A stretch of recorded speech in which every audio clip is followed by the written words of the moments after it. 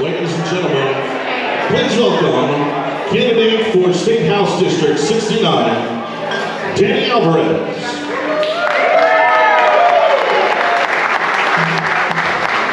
All right, listen, we're going to have to pump that up a whole lot. I know they're like, hey, who is that? But we are here to get fired up. We are 7 days away, and that is not 7 days away. So, Johnny, can we do that again real quick? Ladies and gentlemen, please welcome candidate for State House District 69, Danny Alvarez.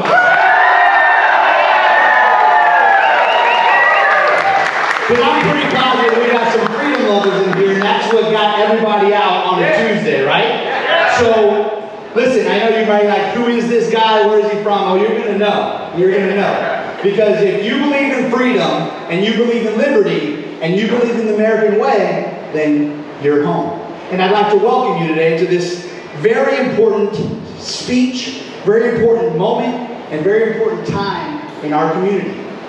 Listen. We're all here because we're probably all a little bit scared. We all look in the mirror and we say, what is going on? We look at the television and we say, I'm exhausted from screaming, so let me do something about it. Right? So you got up and you said, I am activated. You know why you're activated? Because you care. You know, for too long, you took liberty for granted. Yeah. For too long, you looked at your Bill of Rights and said, nobody's ever going to come after that. Yeah. And guess what? We were all wrong, right? As the son of an immigrant, right? As a first-generation American whose parents got here in 1959 and 1961, right? We never thought that we would live anything but the American dream, right? Give me an opportunity. Give me your poor. Give me your everything that we were promised as we watch it slip away. And we're tired of it. So ladies and gentlemen, I'm Danny Alvarez, and I'm running not because I need my name in lights, not because I really want to be a state rep. I'm running because I'm exhausted, and it's time to do something about it. My parents already lost one country, and I promise you something, we ain't losing this one.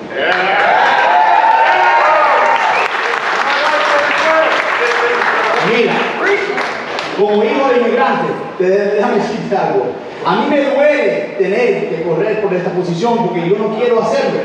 Yo quiero ser padre, yo quiero ser, alguien que tiene negocio, yo quiero ser, que me dejen solo en esta vida. Pero no pasa. Porque la promesa que me hicieron a mí cuando yo nací en este país y lo que le dijeron a los padres míos, ya no existe. O me lo están tratando de quitar y a mí no me lo van a quitar. Porque yo como soldado, yo como americano, yo como primera generación americana, no lo voy a dejar pasar.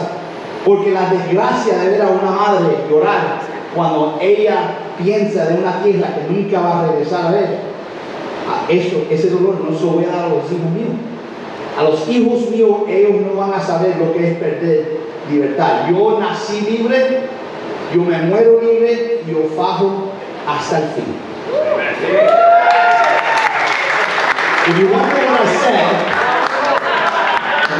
I said is, I was born a free man. I'm going to die a free man. And I'm going to turn over to this generation, to the 4 children I have and the 3 that I'm adopting, I'm going to turn them over a free country. That's right. Yeah. And it begins with a free state. That's right. As we tour the state of Florida, as we tour our district, you know, we always knock on doors and we're worried, hey, don't New York my Florida. Right? You heard that, right? Well, it's funny because when I knock on the door and they're like, hey, wait a minute, are you a Republican? I'm like, oh, here comes the slap. Yeah, where are you from? They're like, I'm from New York. And I'm like, well, listen. They said, if you're a Republican, you got us. And I said, you know what I figured out? Is that we have a new wave of political refugees. That's right. Yeah. They come in the shape of New Yorkers, they come in the shape of New Jersey, and we welcome them with open arms as they understand and they get that the things that folks like Marco Rubio and Ron DeSantis have provided for us by defending liberty when we needed them most, well, they're here, and they got to fight for them. Those weren't given, those were earned, right?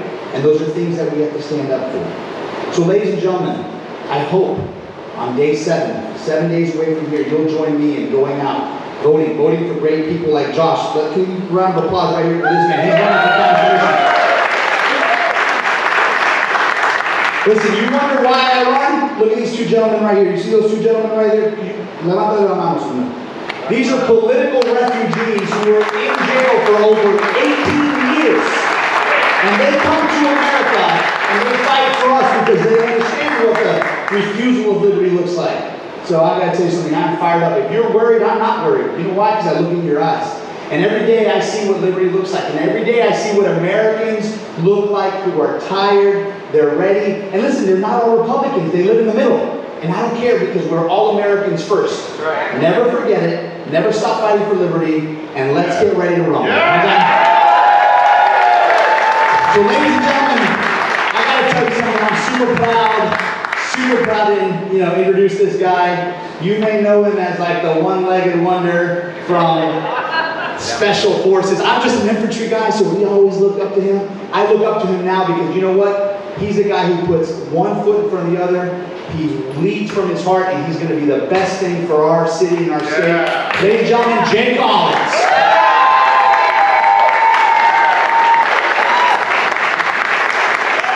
Well, thank you for the warm introduction. How are y'all doing today? Yeah? Are you grateful to wake up in the greatest state of the 50? Yeah? How many of you have heard that America is maybe taking some punches to the face right now, right? The Biden administration is not really living up to our full potential. Would you agree? Yeah. But did any of you think that there is any place you would rather call home than these United States? No!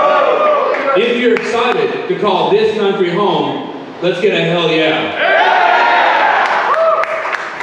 Friends, I am Jay Collins. I am a one-legged, retired U.S. Army Green Beret. I am running for state senate right here at home in Tampa and Hillsborough, and I am grateful to be in a room with so many patriots. There is no place that I would rather call home, no place I'd rather raise my kids. I'm blessed to have mentors and leaders, friends like Danny and Laurel, and Representative Beltran, who's coming out here in just a few moments, and leaders like Rubio and DeSantis to keep this state, our home, free. Are you grateful? Yeah! I want to share a little bit about myself, some things you might not know. Did y'all know that I also work in the nonprofit sector? That we feed people across this country? Right now in Southwest Florida, we have fed 810,000 Floridians food because they lost their homes and lost their communities. I don't share that because it's about me. You know what's exciting to me? People from all across this great state have volunteered with us, 200 to 400 people per day, because we know we don't leave people behind. We take care of those in our community, and that, my friends, is why I know this nation isn't on the decline. This state is leading the way in freedom. We are setting the standard for what right looks like, and we're going to keep pushing this great nation forward. Do you agree? Yeah! So you've heard about what I do, but there are two words that most define me. It's not Green Beret, it's not nonprofit leader, it's husband and father. I'm blessed to be married to my best friend, Miss Layla Collins. Can you wave and do the international sign? Here I am. So, for those of you who've heard me say this, I'm going to do it again, so just bear with me. I'm going to brag about my wife a little bit. When I was lying in a hospital bed at Walter Reed, unsure if I was going to walk, run, jump, be a member of my family and teach my kids how to do the same thing, she retired and sacrificed her career as a senior counter-intel agent in the Army to take care of our family. And my friends, that kind of sacrifice is what our state, our community, and our country is based on. You agree? Yeah! And one of the questions I've learned to ask as we do this is, how many of you dreamed about getting into politics when you were a kid? You don't see my hand raised either, right? I'm not doing this because I care about the title. I'm not doing this because I want to say I did this. I'm doing this because I love my home. I love my family. And if there's something that you care about, it's worth fighting for. The very first lesson I learned as a Green Beret was you got to leave things better than you got it. And I will not fail my family. Freedom and the liberties we hold dear were passed on to our generation by those who came before us. And my friends, I know we're not going to fail because when I look in this room and I see the eyes of patriots and leaders and members of our community, I know that my children, your children, and generations to come will bask in the freedoms that we hold so dear. You agree with me on that? Now, how many of you have heard that we're a nation divided by race, creed, color, gender, or whatever else the left wants to throw out there? Y'all heard that? Man, that's a bunch of crap. It's a lie. It's a complete lie. We have so much more in common than that which divides us, my friends. We are one people, united under God. Freedoms upheld by our Constitution at the federal and state level, and our nation and our state are just getting started. Together, we're drawing people in because we're focused on the things that matter: economy, safety, education, those things that draw our people together. We know freedom's not free. We cannot fail. We will not fail. And my friends, I'm grateful to see you here today. I'm blessed to have your support. God bless you. May God continue to bless this great state and these United States. Thank you. I can't be quite as fancy as Danny, but I'm going to introduce a friend here who's been a mentor and helped explain some of the craziness about the political world to me as we've gone through this. Representative Beltran, my friend, would you come out here and please share a little bit about what you got going on here?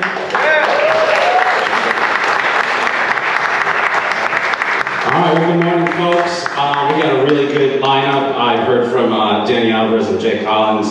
We're going to have Secretary of State Laurel, former Secretary of State, and Senator Rubio is going to be out here in a few minutes. But I'm excited. You guys are in exactly the right place. First of all, you're here. But also, if you're here, you came here, you woke up this morning and you drove here, you live in the best part of the best state, of the best country in the world, at the best time, okay? And that's not an accident.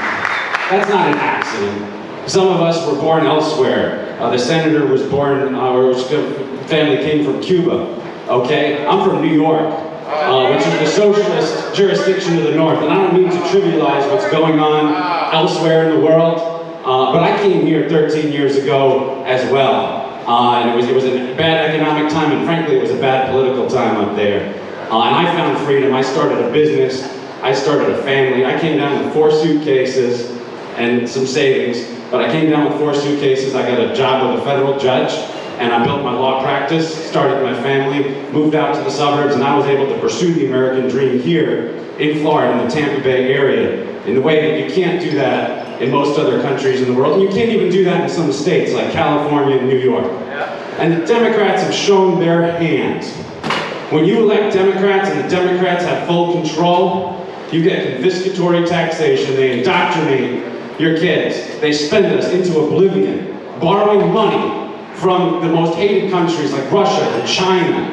We have to go and beg the Saudis and the Venezuelans, their governments, for oil. When a couple years ago we were producing enough right here in the United States, and we could do that if we just flicked a switch on that pipeline that we should have been building, okay? So elections matter, and this is the turning point. If we don't, it's like going into a black hole. There's an event horizon, and you get into that event horizon, not even light can escape. That's where we are this cycle. And I know I've been saying that for a couple of cycles. But what continues to amaze me is, number one, the resilience of our Constitution and our American way of life, that we survived Obama, we've survived Biden, and we're still alive, we're still working, we're still eating. And number two, the depravity of the Democrats and what they will do when they have absolute power as they do now. Now, we're going to hear from the senator in a couple minutes, and I just want to tell you that, there's a lot of media that's gone out. They've spent millions, the opponents spent millions, but I want to tell a couple stories from personal experience or friends of mine. The first was, before Senator Rubio was Senator Rubio, he was a Speaker of the Florida House, okay? And there's always a fight, like within the party, within the caucus, in fact, within the class, because we have classes, because we have term limits, so it's like high school. And there's always a fight within the class to be Speaker. But I'm friends with one of his colleagues, and he told me the real story of how Marco Rubio became Speaker. And the bottom line, I'm not going to tell you the blow by blow, but everyone in that class, or most of the people in that class, when they said, hey, how about Rubio?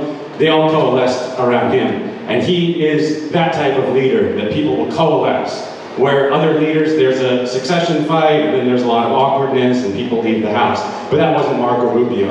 And then he became Speaker. And if there's one post in a constitutional republic where you can behave like a tyrant, it's being the Speaker of the Florida House. And some people, I'm sorry, have done that. But not Marco Rubio. All the people who were around when he was Speaker says that he was one of the best speakers they've ever worked with. And then he ran for Senate. And you remember who he beat? You remember who he sent out of the Republican Party? Right, that rhino, then he was a rhino. I don't know if that's better or worse. He sent Chris Patton. He was an underdog. And he worked and he worked when he was the underdog until he sent the sitting governor, the rhino governor of Florida, out of the Republican Party for good. And now, in 7 days, we're going to send him out of politics for good. He's going to be out on his elbow, okay? And that was something that Marco Rubio started. And I want to share one more thing before we talk about our Secretary of State running for Congress, is 4 years ago, I was a baby politician. I was about to be elected to my first term in the Florida House, and we were at an event like this, and the senator and I were sitting, I don't know if the senator is going to remember this, but the senator and I were kind of in a green room, if you will. And I said, you know, you're a statesman, I'm just a guy who's, you know, being elected to some state house district in the corner of Hillsborough County. Can you tell me, like, how can I be successful? And the senator gave me some of the best advice. He said, become a specialist in something, know it through and through, stick to your principles, and then be a resource for your colleagues. And some people wonder why I kind of have a one-track mind for the Constitution and the courts and the law and the judiciary silo. And I was kind of pointed in that direction anyway, but the senator is the one who kind of gave me that extra boost to say, I'm going to be the constitutional specialist in the Florida House, make sure our laws comply with the Constitution. If we don't, we're going to fix them to make sure they comply. And most importantly, when we do good legislation that Governor DeSantis has put forward, if some Democrat utters the word unconstitutional, I am coming for him. And people hesitate now before they utter the word unconstitutional. And that one piece of advice from the senator was very useful. So you really have one of the best senators, sitting or historical. And he's done the same thing. He has been an expert in foreign policy. Obviously, we're one of the few states that has a foreign policy. He's an expert in foreign policy. When you listen to him talk about foreign policy, and I've gone to some of the best schools in the world and listened to those professors, and then I listened to Senator Rubio, and he's one of the best foreign policy experts. And he's a senator, so he should really be a generalist, but he knows that really well, and then he knows judiciary and a bunch of other things. You guys got one of the best senators. The idea that they're going to take him out this cycle is preposterous. But we need to run up a margin. We need to break the Democratic Party in Florida. They're on the edge of a cliff, and we need to push them off so that they're not a threat, so that we're like Texas or any other state in the South, where they're not spending money and they're not raising money. And they raise money from corporations. They shouldn't be raising money from corporations. We should beat them so badly and beat them into the ground. And I wanted to just very briefly introduce our former Secretary of State, who's going to introduce the senator. But she did a phenomenal job, okay? We've done election security bills every year. And she was the one who was implementing that legislation that myself and the governor and our leadership implemented. And we have some of the best elections now in Florida. And we've gone from a total disaster 4 years ago, when I was first elected, total disaster, right? We had problems down in Broward. The governor's cleaned that up. Laurel has been his right-hand woman doing that. And she's done, frankly, a thankless job, and she's done a phenomenal job of that. The elections, Secretary of State, supervisors, and so forth, they only get credit, and you don't even know who they are until they screw up.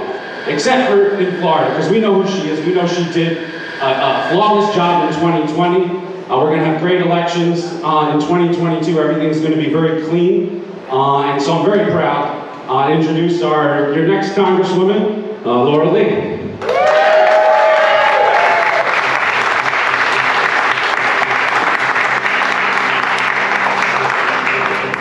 Well, thank you so much and good morning. It is such a privilege to be here with all of you today and to have the opportunity to share the stage with these incredible public servants. So I'm Laurel and I am the Republican nominee in Florida's 15th Congressional District. Yes. Now this is our new Congressional District. It's a very exciting opportunity because we added one because of Florida's population growth.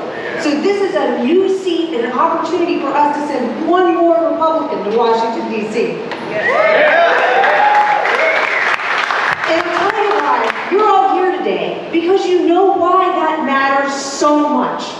I am a lifelong Republican for the same reason that so many of you are. Because I want to live and work and raise my family in a community that believes in Floridians. A community that supports our small businesses, that respects our men and women of law enforcement, that invests in the men and women of our armed services and our veterans, that ensures that what we are doing will keep Florida the state that we all know and love. So I'm here today because I want to do my part to make sure that we're sending leaders to Washington that protect the life that we have come to love, and also share with some of these folks from around the country how we get it right here in our state.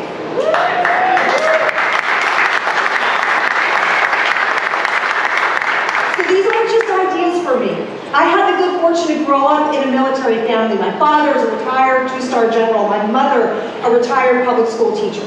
So I was surrounded by men and women who loved this country, who believed in service over self, and who taught others around them what it means to commit to America and to make our country a better place. And when I look around this room today, I know that those are ideals and beliefs that you all share.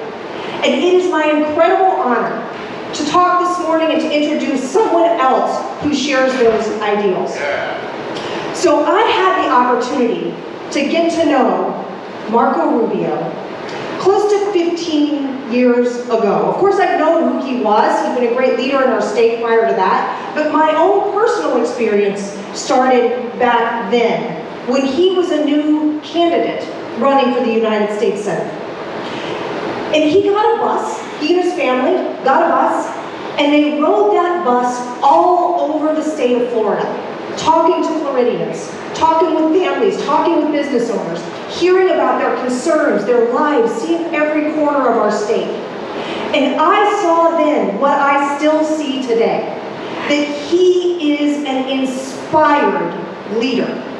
He understands what this country is about. During his time in the United States Senate, he has been a champion for our businesses. During the pandemic, he led to ensure that Florida's businesses stayed open, that our economy stayed strong. He cares about our families. He's invested and led on education. He protects our veterans. He's even worked to ensure that our environment, that our precious natural environment here in Florida, has stayed beautiful and will for generations to come. Senator Marco Rubio is exactly the kind of leader we want in Washington, D.C. He is a man of integrity, he is a man of experience, he is a man of principle, and what's more, he has proven that when we send him to Washington, he will get things done. So it is my great honor. I will tell you, I am so looking forward to next Tuesday. Yeah. It is going to be a good day for Republicans in the state of Florida and across the United States.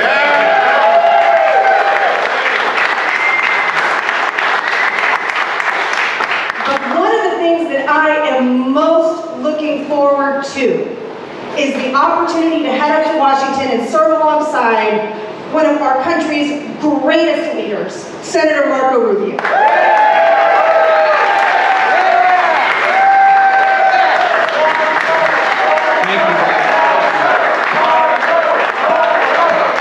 We're so fortunate and honored that she's going to run all of our candidates. We have a great team. They got to play Thunderstruck by AC/DC. I used to work a lot better when you're running for president. You know, the music was louder. Now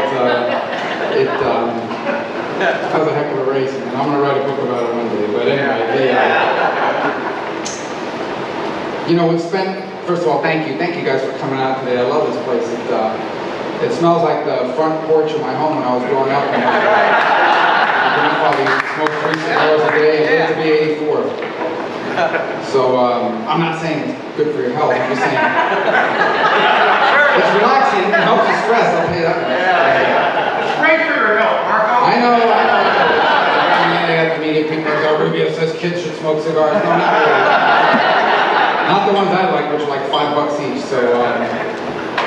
and my wife doesn't let me smoke inside the house. And that's the problem. I'm going to go off on these tangents just a little bit because these races are about two things. One is winning, and the other is being able to air these grievances in public in front of a microphone. I have a number of grievances. But one of the grievances I have is the whole cigar. I used to smoke, there was a time I used to smoke at least a cigar, and I say a cigar and a half. We're doing averages. I sound like a damn statistician. I used to smoke, I tried to smoke at least one a day, maybe two. You can't smoke anywhere. People are complaining, you smell bad, the air in the house. You smoke it in the backyard, they claim it's getting inside the house. I think it's one of the greatest smells in the world, but I'm going to talk about it in a moment. My grandfather was a big influence on my life. I'm going to talk about it a little bit, but he grew up in a farming family. He was one of 17 kids. They had their own labor program. And actually, it was a tobacco farm, and he was the only one that couldn't work the farm. So, because he had polio as a child. So he was one of the, I think he's the only one of his siblings that learned how to read. And so what he ended up doing, believe it or not, is he learned how to read, and his job was to sit in cigar factories where they roll the cigars. And remember, at the time, forget about internet, they didn't have reliable television or radio, so they used to hire a guy, and you can see it, I think you still can in some of the historic places here in Ybor, you can see the lector used to sit in the front and read to the workers while they rolled. And so first they'd read the newspaper, and which back then used to tell the truth, and then they, in Cuba, they were talking Cuban, so who knows what they used to say, but, and then he would read some novel. So now they know how to read. He became incredibly educated on current events by reading the newspaper and then reading these novels. And then for a little extra money, he'd take to the table and learn how to roll cigars. So, but as he got older, he got less picky about his cigars and became, you ever seen those bakeries or whatever where they sell those $1.50 cigars behind the counter, maybe 50 cents? They're not talking about Swishers or the little flavor ones.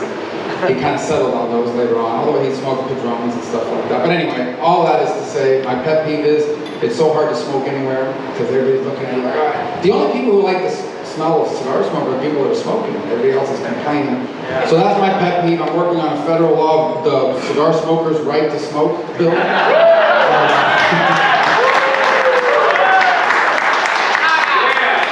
Is somebody smoking in here now, by the way? We're through thinking. What kind of, it's 10:30 in the morning, what kind of people are these? What is this? People? Anyway, so thank you for coming out today. You know, I think about it, we spent 22 months, right, screaming at the television, maybe throwing things at the television, and now we're in the middle of this thing where a week from tonight, we're not going to have to scream at the TV. We're not going to have to throw anything at the TV. We're just going to have to watch it and see a red wave, hopefully change this country.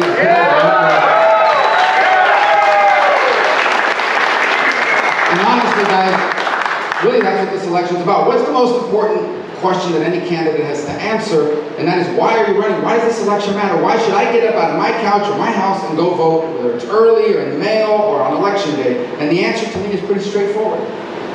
One party controls the House, the Senate, and the White House. And they've done tremendous damage over 22 months. And if these people remain in power the way they are now, they will destroy the country. That's right. Now people think, well, it's an exaggeration. Well, let's go through the record really briefly. I don't need to. I think this is a crowd that's probably convinced. But I want to give you some talking points, and obviously our friends are up there covering this as well in the local media, and so I want them to hear it as well. Number one, look at the price of, I actually brought something. First of all, I don't have anything against USA Today, okay? But this is what I call the airport and hotel newspaper. These things used to be really thick, now they're very thin, you know? Yeah, that's right. Anyone want a reverse mortgage? No, I'm kidding. Many Thanksgiving food prices rose faster than ever last month, all right? So basically, September's consumer price index showed a 21% annual increase in all foods. So when they tell you inflation's at 8%, that's the inflation on everything. Okay? I don't know what inflation is on cigars, but I'm telling you what inflation is on everything, about 8.5%. 21%. So there's inflation, and then there's inflation over the necessities of life. What are the necessities of life? Food, shelter, and fuel, meaning energy. You need energy. You do. And those things cost money. Right. And so those things you have to pay for. There's a difference between what it costs to buy a luxury item and what it costs to buy a necessity. We are talking about food. You look at some of these prices in here, butter and margarine, 32% up. Flour, 24%. Canned fruits, uncooked poultry, including turkey, 17% increase. This is in September, it's going to go up even higher. The list goes on and on. This is just food inflation. But I don't have to tell you, because every day we go out and shop and you pay and you buy stuff, and it's unbelievable how much you're paying. So inflation's out of control. And they tell us it's not true.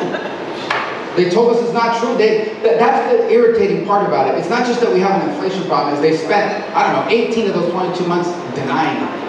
As recently as a couple months ago, Joe Biden's on TV saying the economy's strong as hell. You know, he tries to sound tough by dropping in these words. The economy's strong as heck.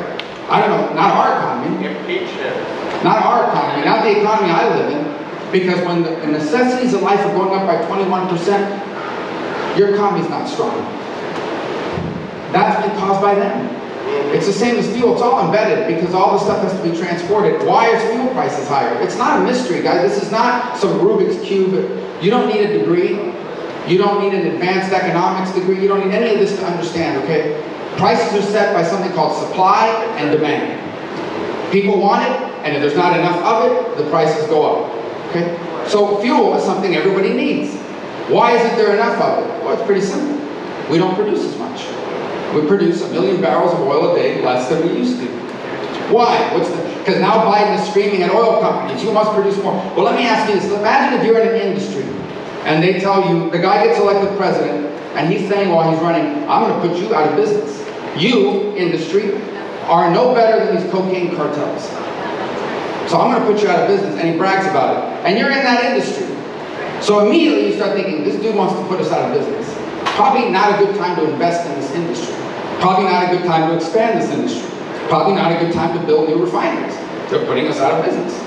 So he threatens, then they tell the banks, don't lend any money. If it is a project to drill a new well, to build a refinery, do not lend them money. We want you to not lend them money. So you can't get access to capital, and you're being told you're going to put out of business. And then we have less oil, and then he's screaming at them, why aren't you producing more oil? Well, you told us you're going to put us out of business.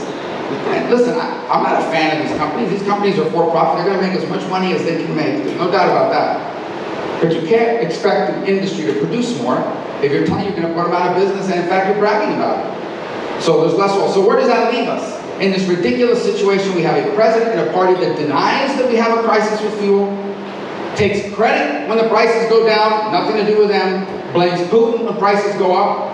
How does that work?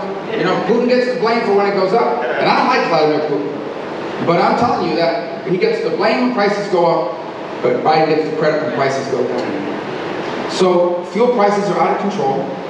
And that adds to the cost of everything else. So we have an inflation problem because we don't produce. And then we're in this ridiculous position of begging Saudi Arabia for oil. So here we are with all this oil and natural gas in our own country, and we're mad at Saudi Arabia because they refuse to produce more. And we're screaming at them, why don't you produce more? Well, when we have our own. So I have a plan. See what you think about it. I hate to say it publicly because it might get out, but I'm going to say it. My plan is, produce more American oil, but put a sticker on it that says made in Saudi Arabia, and Biden will be for it.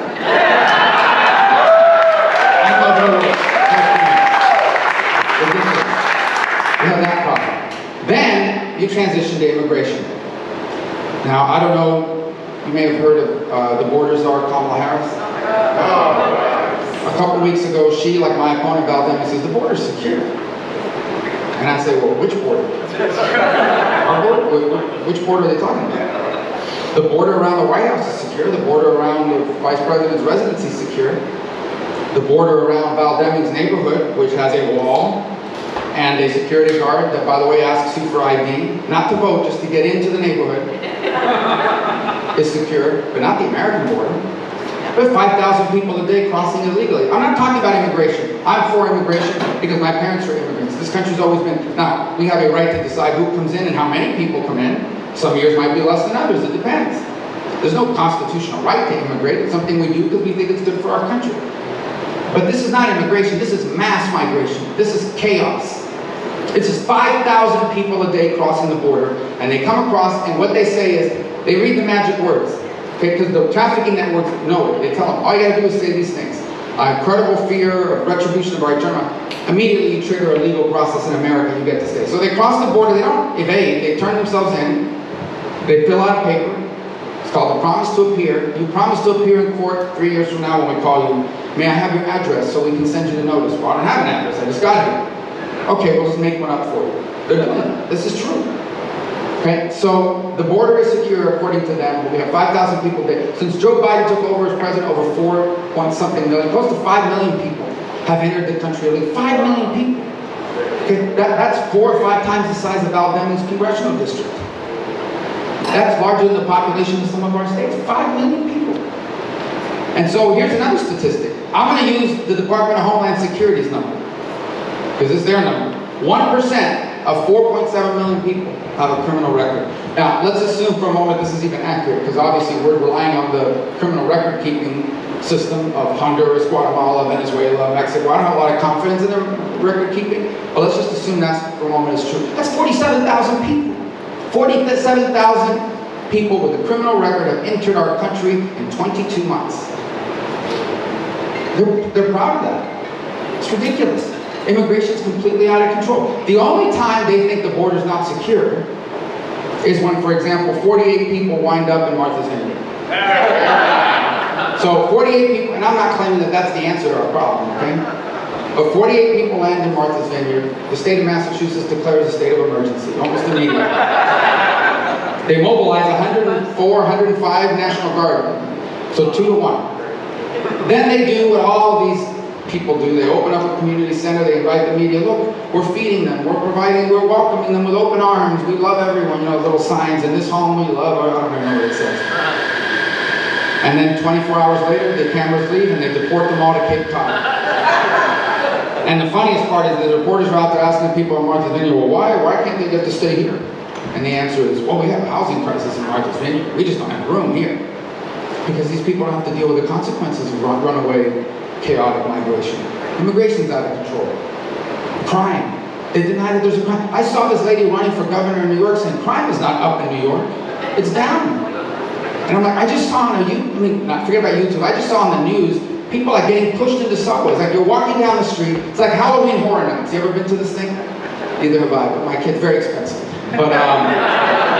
But literally, you pay money to you walk down the theme park in the middle of the night, these people dressed up as, you know, whatever, jump out and like scare you. It's like that, people jumping out of alleys, pushing people into subway trains, assaulting people left and right, every day. Every day all over this country. In Chicago, you know, 50-something people are killed every weekend.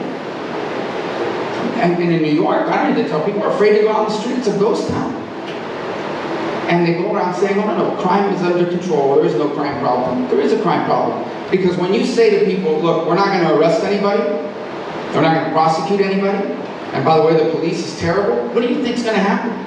You don't have to be a criminology expert, you don't have to watch Law and Order, I can tell you what's going to happen. You're going to have more crime. Crime out of control, immigration out of control, inflation out of control, and the world's laughing at us. They're laughing at us. And so our enemies are emboldened by all this. This administration and this party, the Democratic Party, has brought this country nothing but chaos and disorder. And if we don't stop them, they will destroy the country. They will do it. The greatest country in the history of the world, they'll destroy it. And so that's what this election's about, is getting those people out. That's the first thing it's about. And sending people like Laurel up there to join us to make a difference in that new majority in the House, and God willing, a new majority in the Senate. And what are we going to do when we get it? That's what you deserve to know. Because you're going to go out, you're going to knock on doors, you're going to get people to vote, and then here's what I don't want to see. I don't want to see, okay, we elect this new majority 6 months later, it's the same thing. These guys don't want to fight. These guys, listen, I didn't get into politics to like antagonize people on purpose. But there comes a moment in which the differences are so stark, it's either one or the other. I believe in compromising on things that there's things you can compromise on. Listen, in the Senate, you can't get anything passed without it. That's why I'm so proud of my record. Both of the VA accountability bills were my bills. I wrote them. They passed. Those were products of compromise.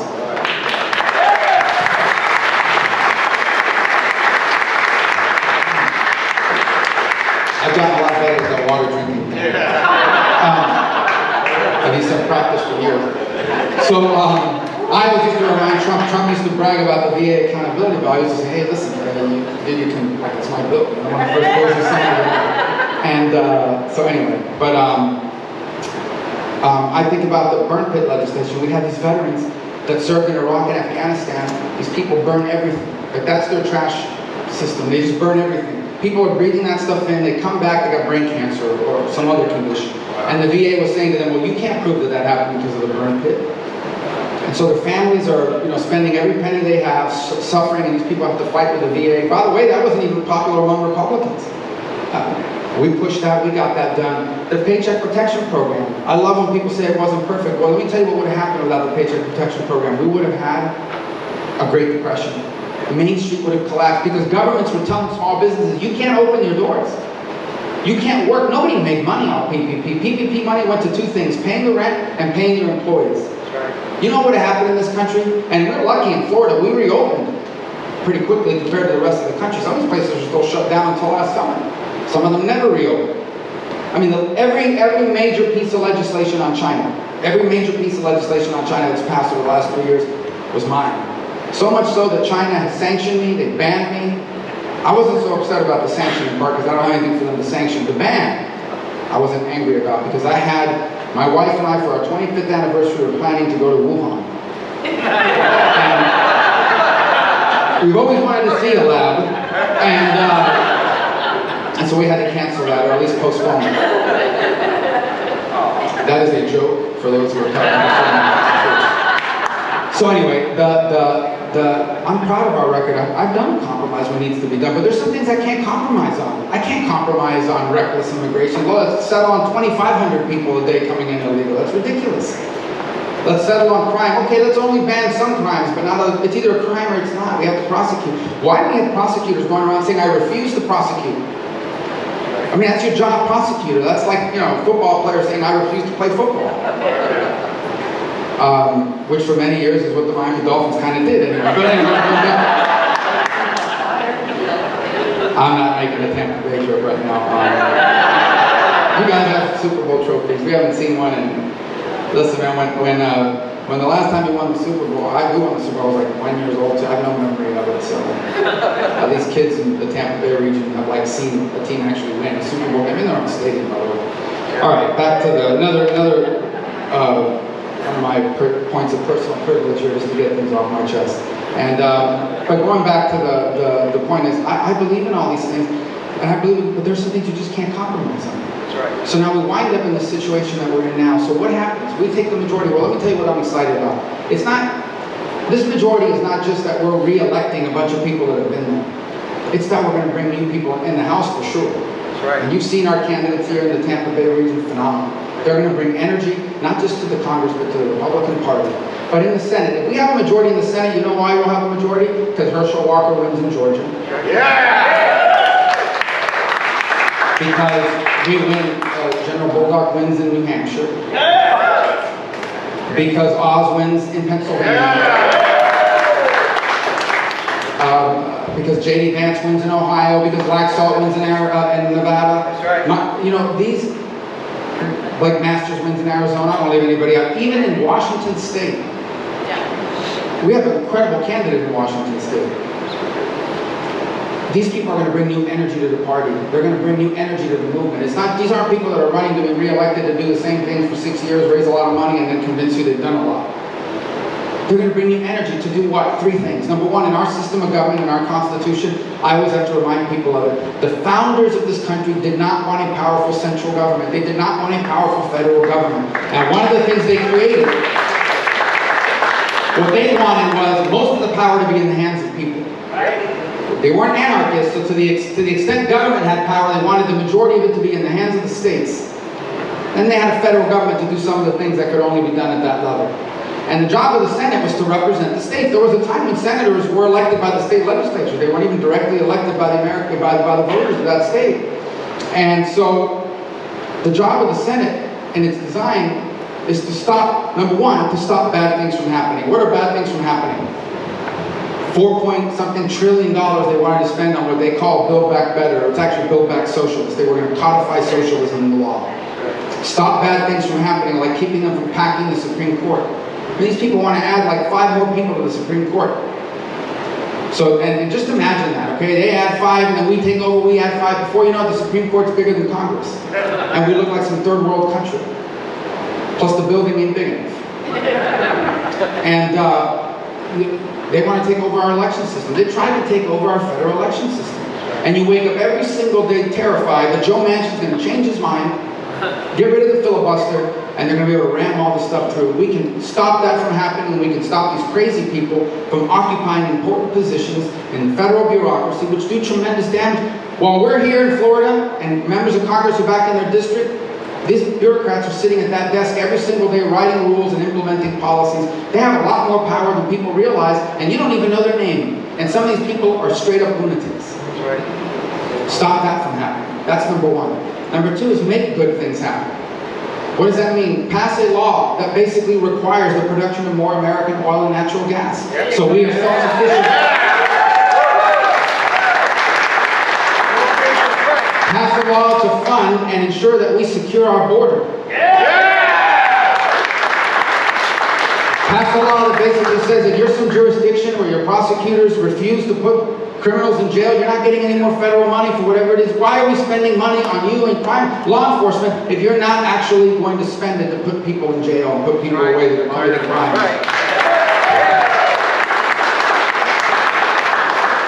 Pass laws that make manufacturing come back to America. We can no longer continue to buy things made all over the world. We need to make things in America again. And they'll say it costs a little more to do it here, and I'll say, well, you know what's going to cost a lot? To continue to depend on China for 88% of our pharmaceuticals. Because you know what it's going to cost? Whatever they want it to cost in the future if we don't bring that back. And the list goes on and on. There are a lot of things that we can do. People say, well, how are you going to do that? Because Biden will still be president, and he'll veto it. And I'll say, we have another plan. We pass all these bills, but we pass a lot of them. And you put him on the desk at the Oval Office, and you hope, okay, he might get confused when signing a couple of them. Let's say it this way. That's plan A. Plan B is, if he doesn't, these are popular things. Plan B is, if he doesn't sign them, then the voters are going to know that in 2024. Whether it's him running for re-election, or the borders are running for election, or the governor of California thinks he's going to be, well, how can the governor of California think he's going to be president? Who wants, what I can see his campaign message, I'm governor of a state that's bleeding population. The governor of the state that is, now they're closing down gas stations. They're not allowing any new gas stations to be constructed, which is incredibly funny to me because I don't live in California, so I don't have to deal with it, number one. Number two is, they say everybody has to, they pass a law. Everybody has to, you will only be able to buy battery-powered cars by 2035. Then like a couple of days later, they send out this mass text message, like an Amber Alert. Do not charge your electric cars. It is threatening to overheat the grid. Lunatics. So if his campaign is, elect me, I'm going to turn America into California, I think we're going to save a lot of money, we're going to have a landslide victory. He's the candidate, but whoever it is. They'll have a choice to make. You sign this stuff and you're standing up against the American people. My hope is that because this election will be an overwhelming defeat, there'll be a few Democrats who will have like self-preservation kick in and say, hey, maybe we should vote for these things. I think they're kind of popular. We'll see. And the third thing is oversight. And that's the piece of Congress that people don't fully understand. But that is having these hearings where people have to come in and justify things. So let's start like the IRS commissioners. Like, okay, you're going to have 87,000 new agents and we can't reverse that. What are they going to do all day? Because we don't have 87,000 billionaires. Who do you plan to go after? And why do they need guns? Okay, because the IRS, want to have guns and all this stuff for their agents. This is, pretty dramatic tax collector stuff. Then call in the civilian heads of the Pentagon and say, okay, let me ask you a question. Why do you guys spend so much time putting out videos about the proper use of pronouns? Why aren't you spending time focused on, I don't know, things like Chinese aircraft carriers?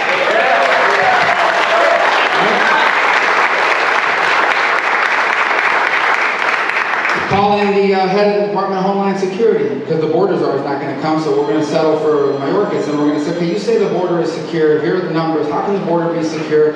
When these people come into the country, how many terrorists on the terror watch list? I know the number is close to 100, but how many do we think have actually come in? And how much drugs are coming across that border? How many people are dying? Why aren't we changing potentially our laws so that people can't just trigger this process when they walk right in? And then you call in the head of the Attorney General, if he won't come, the head of the FBI, and you ask questions. Look, I have nothing against FBI agents. I think most of our field offices do not all do a great job, but there's a problem in that agency. They've lost credibility. That's what happens when you have like agents texting with each other about how we're going to screw Donald Trump. When you have them lying to a court in order to get a FISA warrant. When every single arrest seems to be against someone that was around Donald Trump. Meanwhile, we've had like, what, 50, 60 pro-life pregnancy centers firebombed and no one's been arrested. No one's ever been arrested. And, you know, we're not going to have any more January 6th commissions. Look, if you committed a crime, you committed a crime. I'm against political violence. I'm against disorder. I don't care who's involved in it. But when are we going to have a committee that meets on national TV to talk about the riots of 2020 where they burned down cities and tortured innocent? Where's the committee?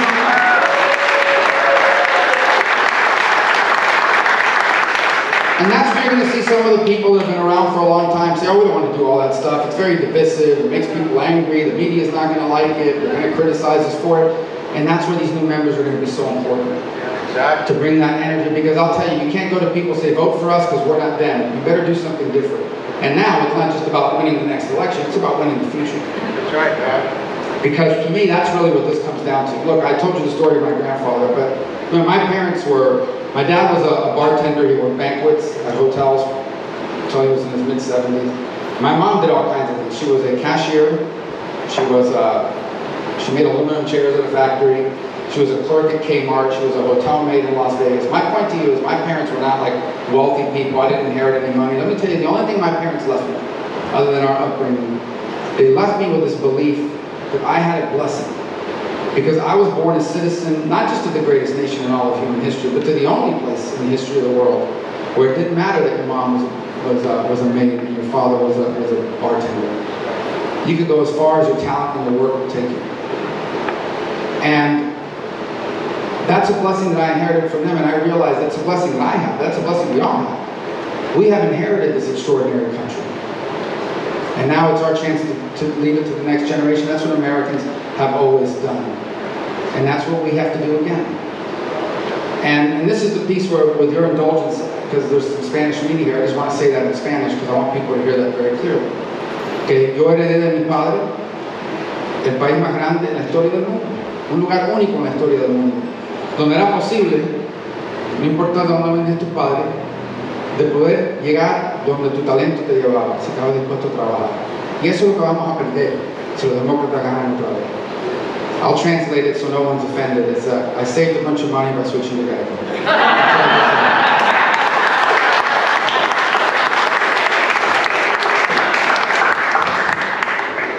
And so that's what's at stake here. We are blessed people. We live in a land that's blessed with the energy to power our lives, farms that feed our families and the world. We're the most creative, innovative, hardworking people in the history of the world. A place where you're not defined by the color of your skin, the pronunciation of your last name. American is not a race and it's not an ethnicity. It's whoever comes here legally and whoever's born here who decides that I want to be a part of something special. America's not a government. America's not a political system. America's not even an economy. We have an economy. America's a nation. And that's something we've lost focus on. We are not citizens of the world. We are citizens of the United States of America. And America's a nation. And what makes up a nation? It's not your government. It's not your economy. It's not your politics. What makes up a nation is you. Is everyday people from every walk of life, and in America from every conceivable background, who every single day get up, they go to work, they abide by the law, they pay their taxes, they raise their family, and they work together in the community to solve problems. That's America. A nation is a collection of people who agree to live alongside one another under a common set of rules and have the freedom and the liberty that we have in this country to partner up and work in conjunction on things they care about. People that may disagree about what the right tax code is. People that may disagree about what one law should be or another, but they care about a homelessness problem. Or they care about those who are less fortunate. Or they care about something that's going wrong in their neighborhood, in their community, and they band together and they fix it. And the people who founded this country understood that and had the wisdom to create a system of government that gave us the freedom, the liberty, and the opportunity to be a nation like that, unlike any in the world. And so many other countries in the world, people don't do that because their assumption is we pay a lot of taxes, it's the government's job to fix it. In America, we don't wait for the government to tell us to respond after a hurricane hits Southwest Florida. These charities mobilize, and without them, there's no way we could have done it. And that's what we have to remember, that the most important house in America is not the White House. It's your house. It's where our families are raised. That schools don't raise children. Schools educate children. Family and parents raise children. And if you don't have strong families and you don't have strong communities, you cannot be a strong country. And the job of those of us in government is to do the things that keep you safe and secure, and an economy that allows you to prosper. But the rest, that's what we do in our everyday lives as free citizens of a free nation. We've proven that for 240 years in America. We're proving that now in Florida in comparison to these other places. And this election, as much as anything else, is about saving our country by returning to those principles and by sending people to Congress that will fight for those principles. Because elections aren't just about electing people to office, they're about sending a message. And the message that has to be sent in this election with overwhelming wins is not simply that you guys lost, but that we reject defunding the police. We reject prosecutors that won't go after crime. We reject the open border. We reject high oil and gas prices and the destruction of our economy through inflation. We reject turning our schools into indoctrination centers. We reject the stifling of free speech because you don't like what someone's opinion is, so you're going to label them an extremist and silence their voice on the platforms that today control our lives. We reject all of that. We're tired of living in a place like that, and we're not going to tolerate it any longer. That's the message we have to send. And my hope is that it will penetrate through the skulls of some of the Democrats that are there. Because that's the last point I would make. Look, this is not a popular thing to say in front of Republicans, but I think our country is a stronger place when you have a normal Democrat Party and a normal Republican Party who both sort of have the same concept of reality and just have some disagreements, a little bit to the left, a little bit to the right. That's not what we have. We have a Democrat Party today, not voters, I'm not talking about the voters, if it was up to the voters, it might look different. We have a Democrat Party today whose power structure is controlled by laptop liberals who live completely isolated and protected from the consequences of their decisions, and Marxist misfits. And that's what they are. Right. Who will burn down your city and commit acts of political violence if they don't get their way. And the combination of those two have taken a hold of the Democratic Party. And there are a lot of elected Democrats that are afraid. Guys, there are members of the media that are afraid. They're afraid to write articles that describe it that way because immediately they may get fired, but they'll almost certainly get lit up on Twitter, which is fake to begin with. And so we have to send a message that we reject all of that. We don't have a problem with disagreements on policy. But what we're not going to allow is the destruction of this country. And so that's why it is important that everyone vote. If you haven't voted already, you can still vote early. If not, you can go on election day. But if you don't vote, you don't count. If we don't turn out and vote, and our opinion doesn't turn into electoral action, then none of this will matter. Don't wake up on Wednesday morning and say another 2 years of throwing stuff at the TV, another 2 years of complaining, we'll have no one to blame but ourselves. Let's win this election and let's send a message so we can save America and we can give our children what they deserve.